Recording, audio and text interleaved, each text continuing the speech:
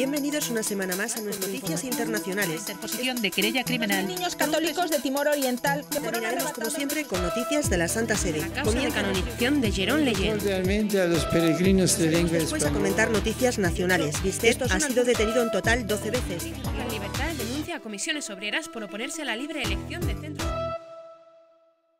Bienvenidos a nuestro informativo semanal de Radio HM. Como cada semana les informaremos de las noticias de más relevancia. Les saludamos Isabel Jordán y Alejandra Medina. Muy buenas, Alejandra. Muy buenas, Isabel. Hoy abrimos el bloque internacional de noticias con los siguientes titulares. Irlanda. Alertan que constitución pro aborto sería un error. Suecia. Ideología de género en los juguetes infantiles. Estados Unidos. Falso equilibrio de los medios para con la Iglesia Católica. Comentaremos también algunas noticias nacionales. Estos son los titulares. Derecho a Vivir denuncia que la Universidad Complutense de Madrid regale créditos por asistir a seminario pro aborto. Inspector de policía advierte que la mayoría de los padres ignoran lo que hacen sus hijos en Internet. El 7 de diciembre, gran vigilia de la Inmaculada en diócesis españolas. Terminaremos con noticias de la Santa Sede. El gobierno de Irlanda, hasta ahora uno de los países más seguros para nacer, acometerá a principios del próximo año una reforma de su legislación sobre el aborto, después de debatir este delicado y sensible asunto con las fuerzas políticas y sociales del país. Así lo ha manifestado el ministro de Sanidad, James Reilly, del Partido Conservador, quien prometía calma estos días ante las presiones para actuar con celeridad que ejerce sobre el gobierno el lobby abortista. Los partidarios del aborto han explotado la trágica muerte, en circunstancias que siguen investigando, por septicemia de Savita Jalapanavar, una mujer india embarazada de 17 semanas. Los médicos, en función de su servicio a la vida y siguiendo la ley vigente, se negaron a someterla a un aborto. Mater Care International, brazo obstétrico de la Federación Internacional de Asociaciones de Médicos Católicos, ha asegurado que Irlanda, al igual que otros países donde está prohibido el aborto, tiene una de las tasas de mortalidad materna más bajas del mundo, por lo que alterar dramáticamente la exitosa práctica médica con un cambio constitucional sería un error. Los médicos católicos han denunciado que las críticas dirigidas por el lobby abortista a la Iglesia, junto con un esfuerzo concertado por grupos de presión, traten de sacar provecho de esta pérdida con el fin de cambiar la Constitución de Irlanda para que permita el aborto libre. La muerte de Savita, ha subrayado, es una trágica pérdida. Sin embargo, no debe ser aprovechado por los defensores del aborto a fin de promover su propia ideología y agenda política. Por su parte, la Conferencia Episcopal de Irlanda se ha pronunciado reafirmando algunos aspectos de la enseñanza moral católica. Los obispos han afirmado que una madre y su bebé tienen el mismo sagrado derecho a la vida y que hay tratamientos éticamente permisibles siempre que se hagan todos los esfuerzos para salvar la vida de los dos. Una conferencia organizada por el Grupo Católico Comunidad de San Egidio ha reunido a varios ministros de Justicia para debatir sobre la abolición de la pena de muerte. Con este acto se celebró el 10º aniversario de la campaña Ciudades por la Vida, un movimiento que tiene como objetivo abolir la pena de muerte y concienciar a la sociedad sobre el tema. El número de sentencias ha disminuido afortunadamente. Sin embargo, las cifras siguen siendo demasiado altas. 5.000 ejecuciones en 2011. Este tipo de justicia no funciona porque se basa en la muerte y no en la vida.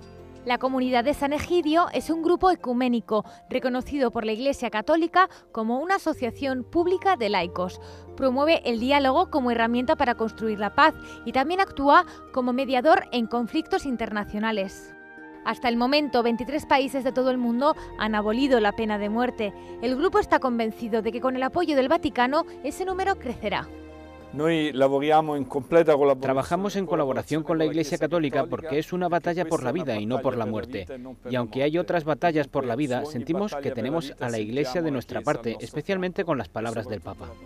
Uno de los principales objetivos de la conferencia es convencer a otros países para que firmen una moratoria que frene las condenas a muerte en las Naciones Unidas. Hasta ahora, la Comunidad de San Egidio se ha asociado con distintas ciudades para mostrar su apoyo a la vida. Top Toy, la productora de juguetes más grande de Suecia, ha publicado en su catálogo publicitario imágenes de niñas con juguetes de armas y niños con muñecas para no ser culpados, según afirman, de discriminación de género. La juguetería sueca ha explicado a la prensa que ha recibido entrenamiento y guía de una agencia autorregulatoria de publicidad para que sus anuncios sean de género neutral. En el pasado, Top Toy fue acusado y reprendido por los reguladores publicitarios de haber hecho discriminación de género en un catálogo anterior en el que aparecía un niño disfrazado de superhéroe y una niña vestida de princesa. Suecia se vio envuelta en la polémica a mediados del 2011, cuando se presentó en su capital, Estocolmo, el proyecto del jardín infantil Egalia, que buscaba educar a los menores sin tratarlos como niños o niñas, para que cada uno eligiera desde la temprana edad su orientación sexual. En esa ocasión, la médico psiquiatra Maita García Trovato explicó que esta situación, además de ser absurda, hasta podría configurar una forma de maltrato infantil, y subrayó que los niños no son conejillos de indias para ser sometidos a esta suerte de experimento social. El intento de introducir la ideología de género desde los primeros años de vida es una de las estrategias diseñadas por los promotores de la misma. En el afán de luchar contra los estereotipos, olvidan cosas tan obvias como la diferencia sexual que hace la complementariedad de dos personas y las lleva a formar un bien que todas las sociedades protegen por ser el hábitat del ser humano, la familia, indicó. La doctora García Trovato remarcó que la identidad sexual es la íntima convicción que todos tenemos de pertenecer a un determinado sexo y es una de las primeras que se establecen en la especie humana. ¿Por qué desestimarla? ¿Por qué despertar en los niños inseguridad en este aspecto tan importante para su vida? ¿Con qué propósito? ¿Qué clase de sociedad se busca? Además, y no menos grave, ¿es lícito utilizar a los pequeños para experimentos sociales?, cuestionó. La psiquiatra subrayó que los niños tienen derechos, los adultos frente a ellos tenemos deberes, entre otros el de velar por su seguridad física, mental, emocional y moral. El 27 de noviembre de 1750, un franciscano, Leonardo da Porto Mauricio, predicaba en el Coliseo el Vía Crucis. Este santo, desconocido para muchos, salvó el Coliseo y popularizó el Vía Crucis. A pocos metros del Coliseo de Roma está el convento franciscano de San Bonaventura al Palatino. Aquí en 1696 descubrió su vocación a los 20 años Leonardo de Puerto Mauricio, un fraile que impidió la demolición del Coliseo al darle un sentido religioso en recuerdo a los mártires. En 1736 fue nombrado superior del convento, pero pidió al Papa Benedicto XIV dejar de serlo para dedicarse a la predicación. Viajó por toda Italia explicando por las calles el Evangelio con ejemplos de la vida cotidiana. Consiguió también popularizar la tradición del Via Crucis. En aquella época era una práctica de oración conocida, pero él por primera vez pidió el permiso al Papa para poder rezarla en lengua vernácula. San Leonardo no inventó el Via Crucis, pero fue el primero que le dio nombre a las estaciones que hoy conocemos, no en latín, sino en lengua vernácula. Esta habitación, que en realidad era la enfermería, fue reconstruida pieza por pieza ya que el antiguo convento se destruyó. En ella se exponen algunos recuerdos como el hábito o el calzado de San Leonardo y un crucifijo muy especial.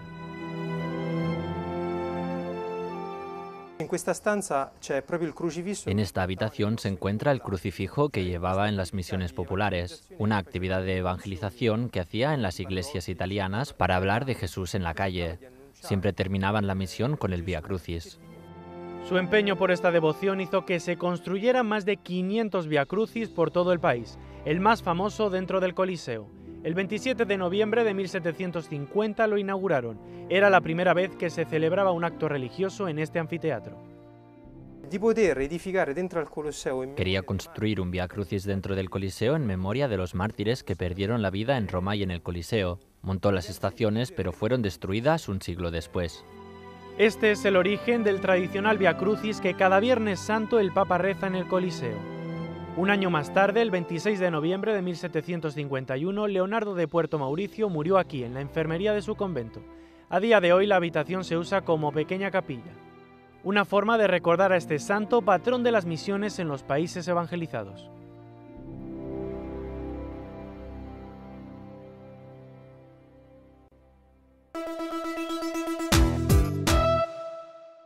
Lily Bresco, conocida joven bloguera atea estadounidense que en junio de este año anunció que creía en Dios y que quería ingresar a la Iglesia Católica, se ha bautizado el pasado 18 de noviembre. Lily Bresco era conocida por sus escritos sobre ética y religión desde una perspectiva atea en su blog Yugo Desigual. Sin embargo, tras descubrir algunas lagunas importantes en la defensa de sus propias posiciones, descubrió que hay una religión que parece la forma más prometedora para alcanzar esa verdad viviente que ella anhelaba. El 18 de noviembre, en un post publicado en su blog, anunció: «Hoy fui recibida en la Iglesia Católica y recibí los sacramentos del bautismo, confirmación y Santa Comunión». La escritora de 22 años ha indicado en su blog que ha elegido a San Agustín como su santo patrón de confirmación, pues quería un santo de confirmación con el que pueda sentirme más directamente sorprendida y desafiada. La joven ha relatado que tras su conversión, el primer libro que leyó fue Confesiones de San Agustín, y asegura: San Agustín de Hipona reza por mí. La hermana Mary Ann Walsh, directora de la Oficina de la Conferencia de Obispos Católicos de Estados Unidos para las Relaciones con los Medios, ha denunciado el falso equilibrio con el que se cubre la información concerniente a la Iglesia Católica en ese país. La religiosa ha dicho que las fuentes consultadas por la prensa son a menudo contrarias a la fe, no están informadas sobre la vida de la Iglesia o no pueden hablar en nombre de la Iglesia, ya que la Iglesia Católica tiene derecho a definir quiénes pueden hablar en su nombre y expresar su opinión oficial. Algunos grupos activistas que se oponen a una o más doctrinas de la Iglesia, por ejemplo, usan el nombre católico, aun cuando hay poca evidencia de tener católicos en sus cargos y no hay evidencia de que representen la enseñanza católica. Como ejemplo de este tipo de organizaciones, la directora de Relación con los Medios ha expuesto el caso de Católicos por el Derecho a Decidir, que entre 2002 y 2010 ha gastado $13 millones para promover el aborto en América Latina y que en Perú defiende a un grupo terrorista. En su cargo en la Oficina de Relación con los Medios de la Conferencia Episcopal de Estados Unidos, la hermana Walsh ha podido presenciar cómo la superficialidad de los periodistas los hace víctimas de estas manipulaciones. Por ello, la religiosa ha pedido a la prensa que realice un trabajo periodístico con nobleza, para que sea un reflejo justo de la realidad, lo cual considera un gran objetivo que debe buscarse con determinación en todos los medios de comunicación. En Asís, han lanzado para los peregrinos una exposición audiovisual sobre San Francisco. Se llama Mediateca de San Francisco y está bajo la Basílica Inferior de San Francisco en Asís. Es una exposición que utiliza las últimas tecnologías para dar a conocer la vida de San Francisco y las riquezas artísticas y culturales de la ciudad de Asís. Los peregrinos que acuden a Asís pueden ahora conocer con detalle la vida de San Francisco y la historia de los franciscanos gracias a 3 salas multimedia, 5 puestos interactivos, 2 pantallas de 10 metros cuadrados, 3 pantallas táctiles y una tridimensional. Pero lo más valioso son los contenidos, más de 1000 imágenes, 700 documentos históricos digitalizados que ahora se pueden ver con detalle, reproducciones digitales de los frescos de Giotto y otras obras de arte de las basílicas de Asís, y además documentales sobre la vida de San Francisco y el día a día de los frailes. De esta forma, después de visitar la impresionante ciudad, los peregrinos pueden ahora realizar un no menos impresionante paseo virtual por la historia de Asís gracias a esta mediateca.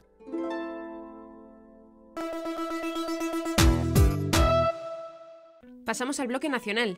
El ministro de Justicia, Alberto Ruiz Gallardón, ha tachado de profundamente insolidaria e insuficiente la petición formulada por la diputada socialista Carmen Montón para que las mujeres maltratadas no paguen tasas judiciales en procesos civiles, como casos de separación y divorcio. Ruiz Gallardón ha anunciado que el Consejo de Ministros dará luz verde, en el plazo de 2 semanas, a la revisión de asistencia jurídica gratuita para ampliar el número de beneficiados. Las víctimas del terrorismo, de violencia doméstica o de la trata humana y los discapacitados estarán exentos del pago de tasas y del coste de abogado y procurador. No va a ser una exención de tasas, señoría. Va a ser una ampliación, como he dicho, gracias a las tasas del beneficio de la justicia gratuita. Y le anuncio que no solamente las mujeres que sean víctimas de violencia de género, sino los menores de edad víctimas de abusos o maltrato, los discapacitados psíquicos, los discapacitados físicos, los víctimas de trata y tráfico de seres humanos y las víctimas del terrorismo, junto con las víctimas de violencia de género, estarán exentos por la Ley de Justicia Gratuita que en 2 semanas aprobará este Gobierno, no solamente de las tasas, sino de todo el coste judicial. Por lo tanto, tampoco pagarán abogado y procurador. Señoría, frente a su 10%, lo que da el Gobierno es el 100% de exención. La plataforma Derecho a Vivir ha denunciado que la Universidad Complutense haya estado ofreciendo 1,5 créditos a quienes participasen en un seminario titulado Jornadas por el Derecho a Vivir.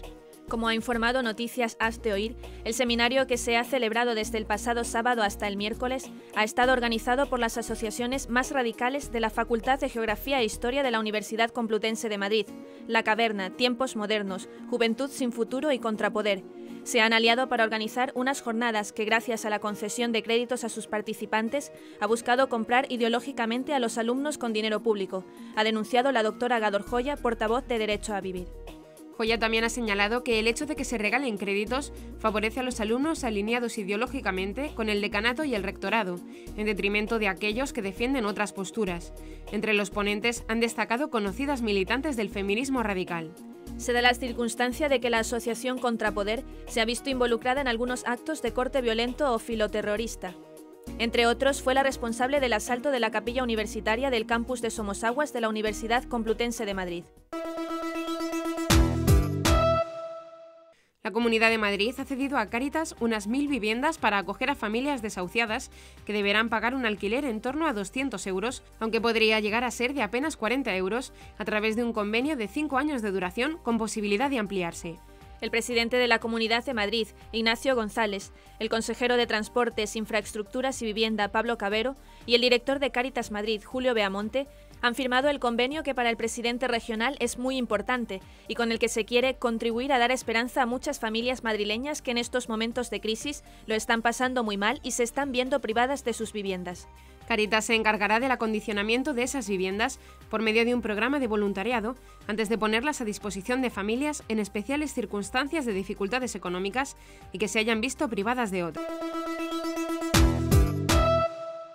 El 25 de noviembre se ha celebrado el Día de las Personas sin Hogar y por este motivo Cáritas de Castilla-La Mancha ha promovido la campaña con el lema «Son derechos, no regalos, nadie sin hogar». Pretende defender el derecho a la protección social de las personas que viven en la calle. En uno de los centros de reinserción social de Cáritas está Pedro Millet, valenciano de 52 años. Él sabe lo que es vivir en la calle. Alcohol, drogas, desempleo. A los 25 años tenía 3 hijos y un divorcio. Su vida personal era un desastre, pero un día, pidiendo a la puerta de una iglesia, se le encendió una luz que le hizo cambiar. Y fue en la iglesia donde encontró quien le ayudara a realizar este cambio.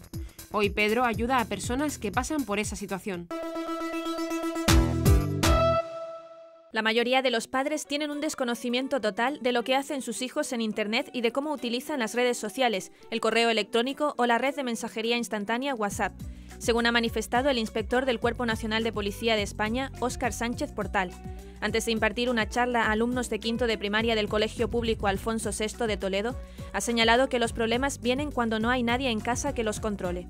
Sánchez Portal ha indicado que entre los riesgos que pueden sufrir los menores destacan que terceros utilicen fotos íntimas suyas o sus datos personales, que agreguen a personas desconocidas o que reciban amenazas en sus cuentas de correo, lo que denomina ciberbullying. Para poner solución a estas situaciones, el inspector del Cuerpo Nacional de Policía ha recomendado a los menores que utilicen un nick en sus cuentas de correos para que sus datos personales no se conozcan, que no queden con nadie desconocido, que no visiten páginas pornográficas o que tapen su webcam cuando no la vayan a utilizar, entre otros consejos. Del mismo modo, ha pedido a los alumnos que si se encuentran en una de estas situaciones deben comunicárselo de inmediato a sus padres o a la policía, y les ha aconsejado que los que tengan ordenador en su habitación lo sitúen en otro lado de la casa para que sus padres no sean ajenos a sus movimientos en la red.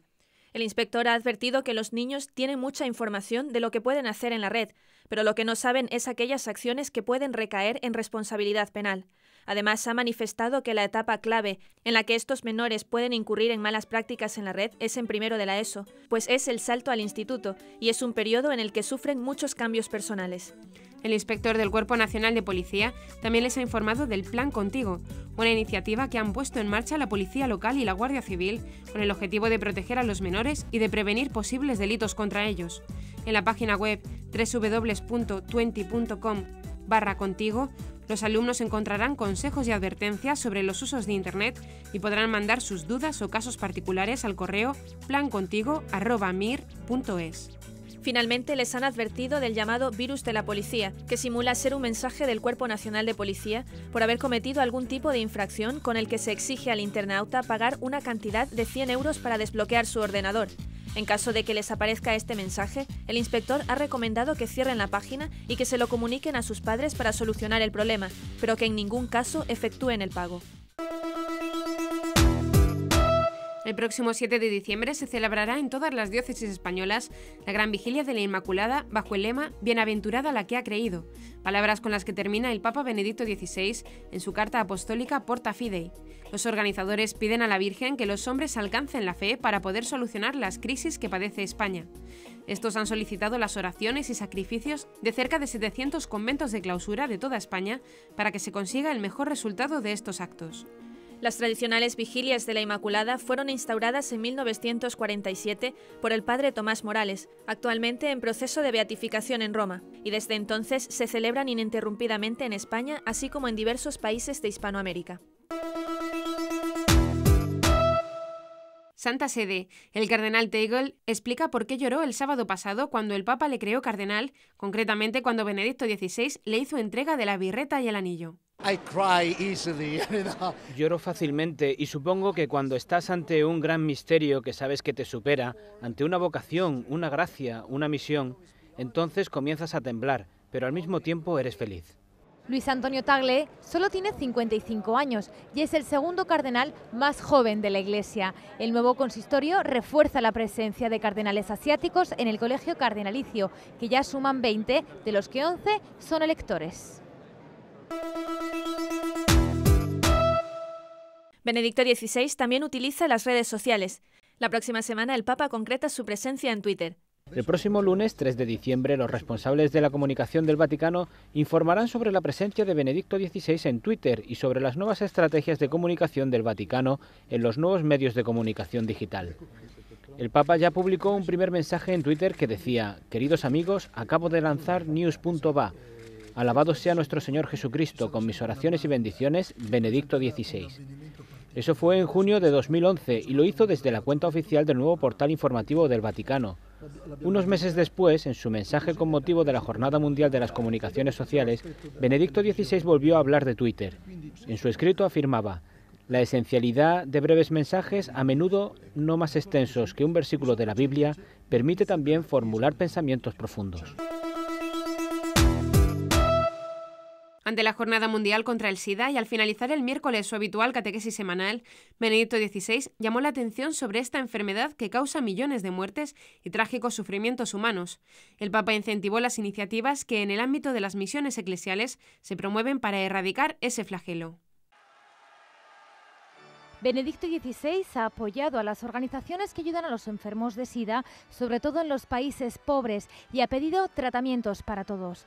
El Papa también continuó su catequesis sobre el año de la fe, reflexionó sobre cuál es hoy la manera de hablar de Dios y resaltó la importancia de la familia para hablar abiertamente de la fe. Con ocasión del Día Mundial de la Lucha contra el SIDA, que se celebra el 1 de diciembre, Benedicto XVI ha lamentado las millones de muertes y el sufrimiento causado por esta enfermedad, sobre todo en los países más pobres, donde el acceso a las medicinas es más limitado. Escuchamos a continuación al Santo Padre durante su audiencia del pasado miércoles. Queridos hermanos y hermanas, la pregunta que nos hacemos hoy es: ¿cómo podemos hablar de Dios en nuestro tiempo? Sabemos que el amar de Dios es expansivo por su propia naturaleza. El mismo Dios, en virtud de este amor, se nos comunica en su Hijo muerto y resucitado. Recibimos la fe precisamente escuchando este anuncio. Es este amor el que nos exige salir de nosotros mismos para proclamarlo a todos. Para hablar de Dios es necesario que crezcamos cada día en el conocimiento y la intimidad con el Señor. En el anuncio del reino no debemos buscar el éxito inmediato, sino seguir su ejemplo de humildad y paciencia.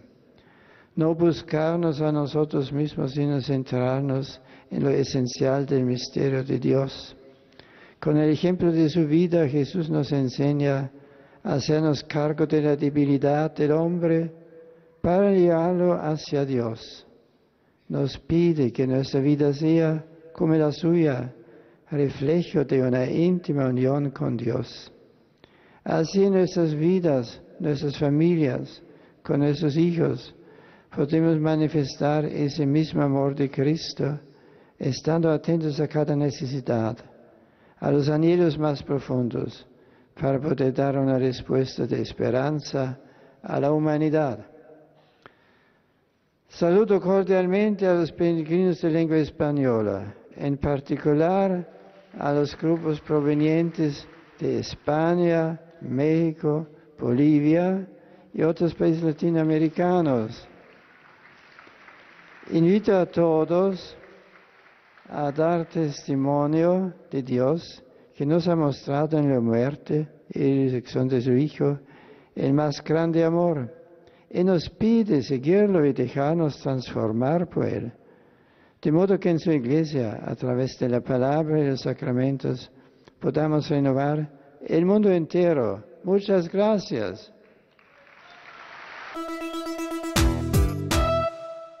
Y hasta aquí nuestro informativo semanal. Esperamos que haya sido de su agrado.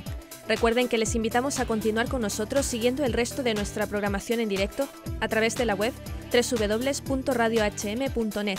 En ella podrán encontrar también distintos podcasts con los informativos anteriores y otros audios que también pueden ser de su interés. Seguiremos estos días informando de las noticias de la Iglesia y del mundo a través de nuestros breves espacios informativos que les ofrecemos todos los días, cada media hora, aquí, en Radio HM 88.9 FM y HM Televisión. Ayer, hoy y siempre, la verdad. Muchas gracias por habernos acompañado. Les han informado Alejandra Medina e Isabel Jordán. Hasta la próxima semana. Radio HM 88.9 FM. Te mantenemos informado.